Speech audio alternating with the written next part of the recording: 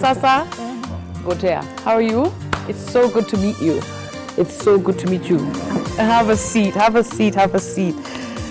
Oh, sema. Sitakuweka sana hapa na Kiswahili yangu by the way ni ile grass. Ile iko down lakini nitajaribu. Asante. Edgar, niambie story yako, ulianza Ghetto Radio when? Nimekuwa Ghetto Radio like for 9 years now. And specifically nilijoin Ghetto Radio so that naweza highlight the plight of mostly the grassroots people and especially my youth. And since join Ghetto Radio, nimekuwa nikichampion campaign ya to make sure that mavijana wamewacha crime. And so far nimerudisha like 5 guns back to the state. Wow. Through Mr. Come. And also just to highlight the plight of the grassroots people, wale the suffering ones, help watu wengi sana wale wana suffer kwa manyumba na cancer, and other difficulties that community na face, as in just to be there as the voice of the people, because that is the call of liberation. And that is where the name, the divinity or the definition of the name Liberator comes from. Okay. Because it is responding to the call of the higher most, who is God above all. Amazing. And you know, I get a lot of these requests, of course. There are so many people who would like to appear on the show, who would like to talk about some of the things that they're facing. But ile story imekuleta hapa ni kwa sababu Edgar, before you ever needed anything, hati yako na life yako imekuwa kusaidia watu wengine. Na kutoa watu wengine kwa maslahi yao. And that is why you're sitting here today. This is something tough you're going through. Niambie kidogo kuhusu familia yako, niambie vile wewe na Kinyi mlikutana mkaoa, alafu akakuwa msikaje? Kwanza ningetaka kusema my sincere pole kwake because of the pain and undergo. Tulipatana like 10 years ago. Tuna watu watatu, Nesta, Kunta Kinte. Wow. Na Princess. Man, I love your family already. Kwa ni struggle when Kunta Kinte alizaliwa. I was not in the country. I was a political asylum seeker. Really? Because that's when a friend, John Paul Oulu, was assassinated along University Way somewhere. I remember that. And we have been, I heard you speaking about being tear gassed. Yeah. So we are some of the comrades who have been baptized by tear gas for so many years, and we still hold on to the struggle. So Akinyi has been, or rather Mama Kunte, that's how people know her. She has been a strong supporter of my struggle, on helping the people, being there for her. And for 5 years now, she has really been down on her health. And 2 years ago, that's when I started noticing that this might be more than what I think. Because I used to think that this situation that can be dealt with like clinical medication or over-the-counter medication. Yes. And like when she complained of, let's say, chest pains or headache or back pain, we used to run for over-the-counter solutions. Did you always know that she had leukemia? No, I came to know it 2 years ago. Okay. When she went for a diagnosis at Aga Khan Hospital. Okay. That's when she was told that her blood level is very low and her condition is no good at all. And she was referred to Nairobi Hospital to a doctor known as Dr. Radia. Okay. So she has been under medication on and off the hospital. But again, since last year, December, when they were both hospitalized together with my son, Kunta Kinte, who is now 7 years old. Okay. They were hospitalized for 20 days. Right. So I used to leave the hospital, go back to Ghetto Radio, anchor the Sheng News, and also liberate the people. Yes. And so many people who look upon liberation never knew that we are liberating in pain. Absolutely, you're suffering through, but you have to do what you have to do, and you know that your family is going through something tough, but you have to go to work, you have to deliver because they're also relying on you. Yeah. How did you handle that yourself, Edgar? I know even those who are watching this interview, there must be a needy person who has been always looking for me. Yeah. Ajua sayo atanipata. But you have to keep the struggle going, because other people out there, they also have bigger problems than yours. Absolutely. And my personal problems cannot stop me from being there for others. Remember, this is what we say as spiritual people. Yeah. That I and I means me and you. Yes. So if I and I have to, it means me and you, I have also to be there for you. Absolutely. And for that other member of the society, the downtrodden member of the society, and everybody that needs us. And this is guided by a book in the Bible, Psalms 83, whereby I was commanded by the voice in the book that go and do justice to the needy and poor, defend the cause of the fatherless and the widow, deliver them from the yoke of the oppressor, and do justice to them all who thirst for justice. Amen. So to me, even though I'm going through all this, when I'm out my door, I remember I'm still a liberator. Absolutely. And I must liberate the people from all the pains that they undergo through. Very well said. Very well said. It is a tough time that you're going through, and this is why you're sitting here today, because you need our help. You've been helping many, many people. And you know, let me just say this. You know Jambi Koikai, guys, right? Yeah, true. You know Jambi, and you know what Jambi is going through. She's got endometriosis, and it affected her lungs, and she needs help as well. But you know, it brings to the fore where we are as a country, where we are as a continent, is that a person like yourself, who has done the work that you've done, the position that you hold, you would think, people like Jambi, you would think that they wouldn't even need to ask for help, right? True. Yeah, remember size 8 when she was asking for her mom, may she rest in peace. You would think that really, like, watu wanakuangalia wanahitaji help yako, Edgar, kumbe wewe ndio unawahitaji. And it is so important that we have that realistic perspective. Is that doesn't matter who you are, what job you do, who you've met and who you've hung out with. There's no glamour in it. You are as human as anyone else. You are in need right now as anyone else is. Looking at, of course, Akinyi's condition, it is critical at the moment. One thing I remember you even sent to me to put on Facebook is that she needed blood. At the time. Where is she now? What do you need, Edgar? Take your time, it's okay. That post is for my sister Jambi, because you have mentioned her.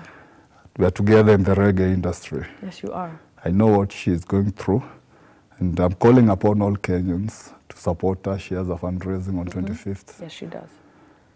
But back to the issue, it's so painful that, you know, begging is not easy. No.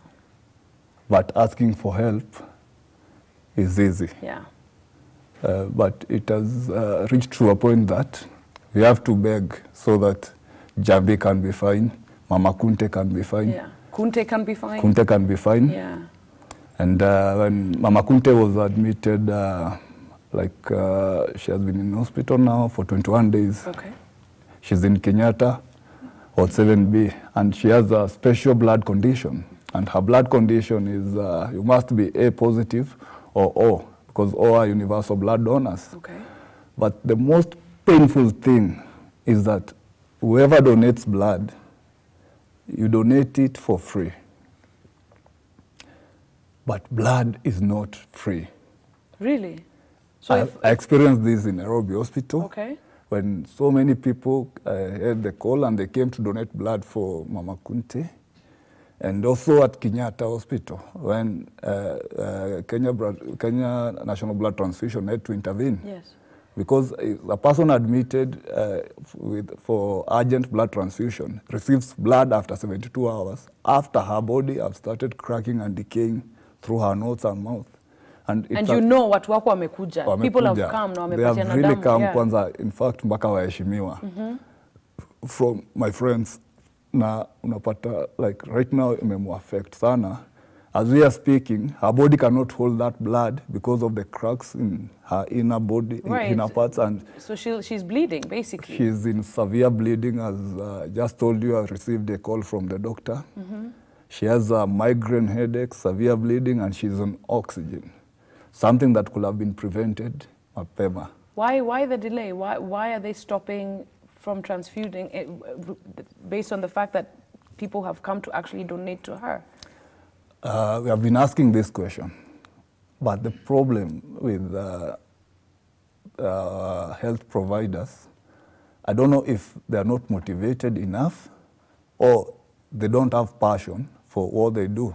I really appreciate the work that that profession, nursing and being a doctor and medicine, medicine, but we have people who behave like the rogue police, like we do complain most of the time, because unaongelesha hata mtu anakuge attitude and the patient is in pain, just asking why are you not giving her blood, brings a wally attitude from them. And for 72 hours that she went without blood, they started giving her blood like 3 days ago. Now it's reacting, her body cannot hold. They have to prepare blood plates for her, and it is very late. Her body is very weak because she went to Kenyatta I'll not say a last option, but we took her there because we could not stay with her in the house, and she's not feeling okay. Right. Because at Nairobi Hospital, the doctor had already given, I'll not say a death penalty or a verdict, but the doctor had already given his last word there. And this is what he told me. He called me together with her mom and the brother, and we sat in a very small room, I guess for psychological preparedness. He told me that, brother, your wife is not getting any better. Her leukemia condition is very chronic, and she has resisted medication. We cannot go on with her treatment, but the only thing we can do is to sustain her life and continue dealing with other infectious diseases that might be dangerous to her life. So as we speak now, the only medication she can receive is blood transfusion and maybe Panadol for headache and any other infectious disease. And she's currently in critical condition. So you moved her from Nairobi Hospital to Kenyatta? Kenyatta. The reason why I did that, I know people have been seeing this on social media, and also a campaign that Majimaji and Ghetto Radio have been running. The 1 million I'm seeking, even a coin will not go to Kenyatta. This is a bill at Nairobi Hospital. Okay. And the reason I moved from Nairobi Hospital is because the doctors there had already given their verdict that your patient will not get well any soon. In fact, he told me, tomorrow, bring your children to her. Initially, as you know, the ethics of hospitals, they don't allow kids, the words. But for this one, the doctor instructed. What is going through your mind at this time? I'm always positive. I look at things with a third eye. So my mind is not trying to like, at a day, things happen. What's running into my mind is that when ile mwisho wa binadamu, that is where the beginning of wisdom and the beginning of, that's where God starts working. Okay, Edgar, I'd like you to hold your thought for a second. What we're going to do is that we're going to take a very quick break, and while we do that,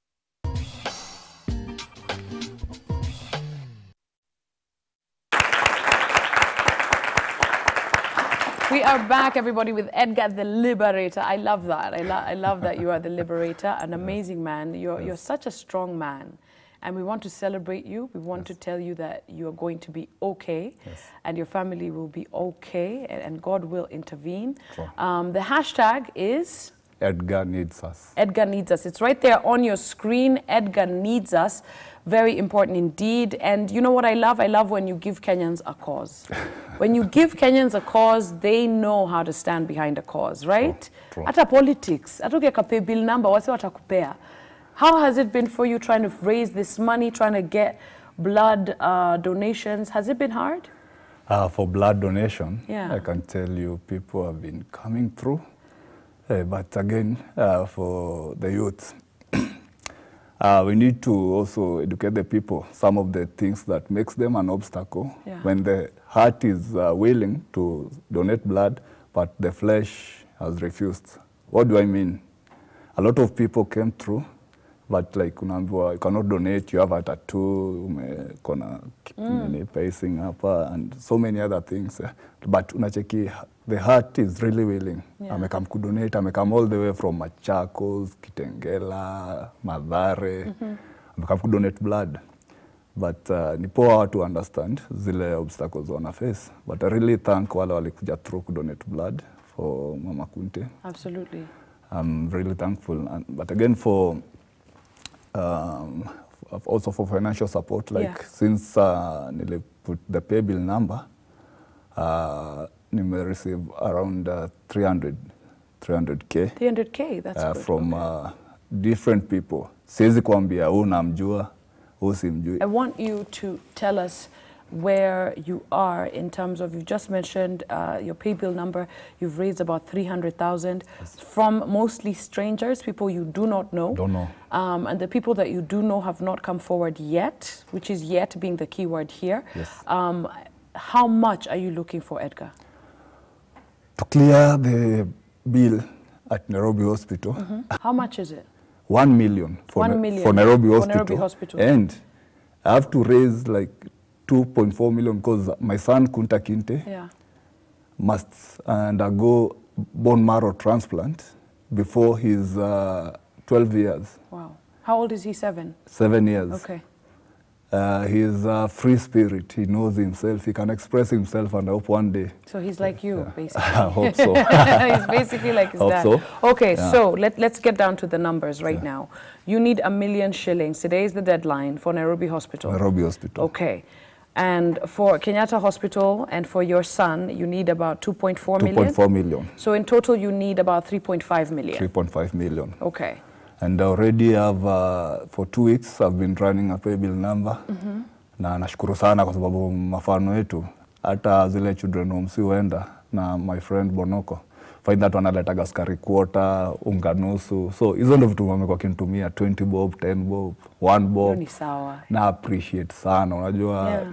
That is where the love is. Unajua. Absolutely. All right, listen. Let's take a moment to remember this guy because a lot of you have met him. A lot of people in government have met him. A lot of CEOs and all these guys, have seen them on You Guys Ghetto Radio Instagram page. Let's come through for him. So I know a lot of people watch this show. Let us make it trend, okay? Let's make this trend. Edgar needs us.